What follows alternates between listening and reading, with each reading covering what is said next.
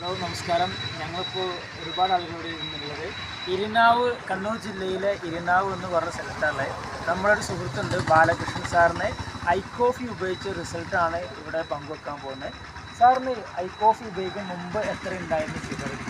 ഒരു 250 ഷുഗർ ഉണ്ടായിരുന്നു, 300 വരെ പോയിരുന്നുള്ളതാണ്. ഇത് ഉപയോഗിച്ച് കഴിഞ്ഞതിന് ശേഷം ഇപ്പോൾ 119 മാറി എന്നുള്ളതാണ്. അതുപോലെ തന്നെ എന്തെല്ലാം ബുദ്ധിമുട്ടുകൾ ഉണ്ടായിരുന്നു സാറിന്? കാലിന് തെരുപ്പുണ്ട്, നടക്കാൻ പ്രയാസമുണ്ട്, അതെല്ലാം മാറി.